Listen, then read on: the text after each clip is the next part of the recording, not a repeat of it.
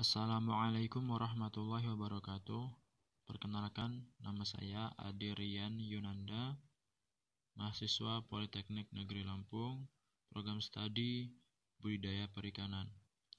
Di sini saya akan menyampaikan beberapa materi yang berkaitan dengan manajemen kesehatan ikan.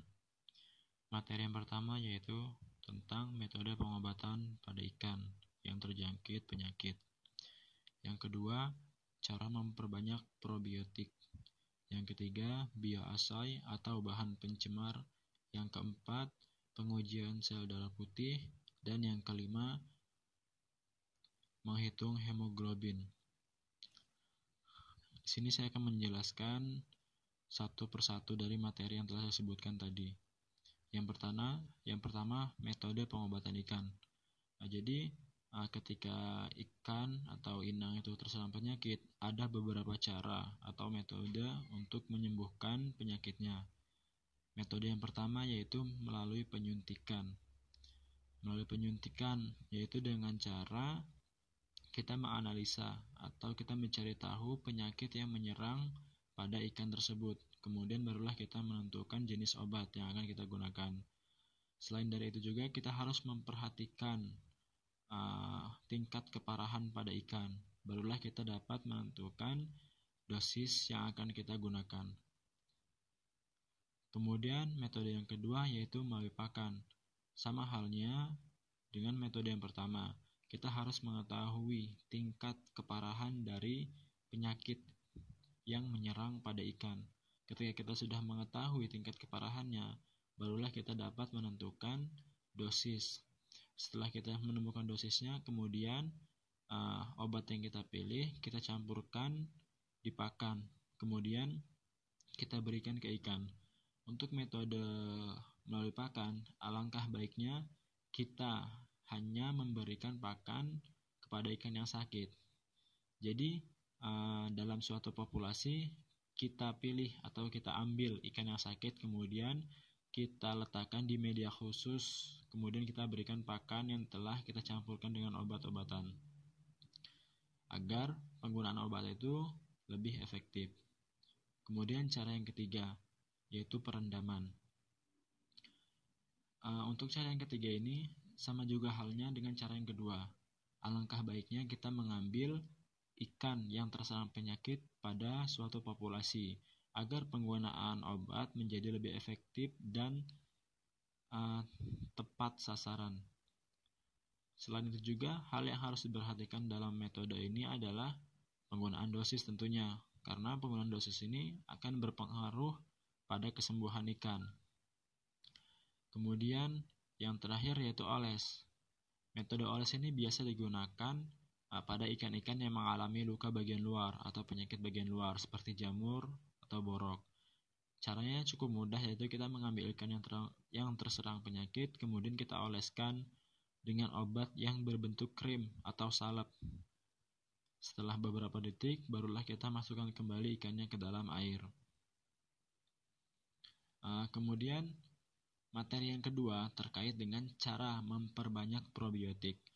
Sebenarnya sangat banyak sekali cara-cara untuk memperbanyak probiotik. Di sini saya akan mengutip salah satu tulisan, yaitu dengan cara sebagai berikut. Adapun bahan-bahan yang harus disiapkan yaitu probiotik dengan merek E4 atau bisa yang lainnya, karena merek-merek probiotik itu sangatlah banyak di toko-toko peternakan atau perikanan. Kemudian bahan yang kedua yang perlu kita siapkan adalah 1,5 kilo gula merah ditambah dengan 1 liter air, atau setengah kilogram gula merah kita cairkan dengan 1 liter air.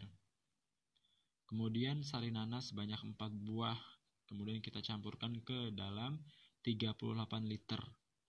Kemudian semuanya kita homogenkan di dalam jerigen yang mampu menampung air sebanyak 40 liter. Kemudian kita biarkan selama kurang lebih 1 minggu. Barulah setelah itu bisa digunakan atau bisa diaplikasikan ke media budidaya. Kemudian yang ketiga terkait bioassay. Bioassay ini yaitu kadar bahan pencemar yang ada di perairan. Untuk mengetahui tingkat bioassay, hal yang pertama kita lakukan adalah mengetahui jumlah BOD-nya, yaitu dengan cara kita mengambil sampel di perairan dengan menggunakan botol gelap. Kemudian setelah kita ambil, kita ukur menggunakan alat DO meter. Jadi kita ukur DO di hari pertama. Setelah kita ketahui, kemudian kita simpan hingga 5 hari ke depan. Setelah 5 hari, kemudian kita ukur kembali DO-nya. Setelah itu, untuk mengetahui BOD, yang harus kita lakukan adalah menghitung, yaitu DO di hari pertama dikurang DO hari kedua. Kemudian akan terlihat atau akan kita ketahui hasil BOD-nya. Semakin tinggi BOD, maka perairan tersebut semakin buruk karena banyak mengandung bahan pencemar. Kemudian DO akan rendah karena untuk mengoksidasi bahan pencemar tersebut atau bahan organik. Selanjutnya, materi yang keempat, yaitu pengujian sel darah putih. Hal pertama yang harus kita lakukan adalah mengambil sampel darah sebanyak 0,5 mili, biasa menggunakan suntik. Kemudian kita campurkan larutan N-asitrat sebanyak 3,8% agar darah tidak beku. Kemudian kita letakkan sampel tersebut ke dalam tabung dan kita tambahkan larutan strup sebanyak skala 11 pada pipet tersebut. Lalu kita homogenkan hingga merata. Setelah itu kita amati di bawah mikroskop dengan menggunakan alat hemosetometer dengan perbesaran 400 kali. Selanjutnya materi yang kelima, yaitu menghitung hemoglobin. Di sini kita memerlukan pipet sahur dan hemometer. Yang pertama kita mengambil sampel sebanyak 0,02 mili. Kemudian kita letakkan di tabung sahli, dicampur dengan HCl sebanyak HCl 0,1% N hingga 10 garis pada tabung sahli. Kemudian kita tambahkan Aquades hingga warna sama. Kemudian kita melakukan pengecekan pada alat tersebut.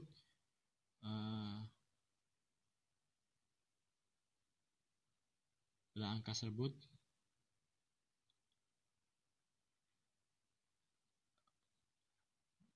di alat tersebut terdapat garis berwarna oranye yang menunjukkan dalam 100 gram darah terdapat berapa persen hemoglobin.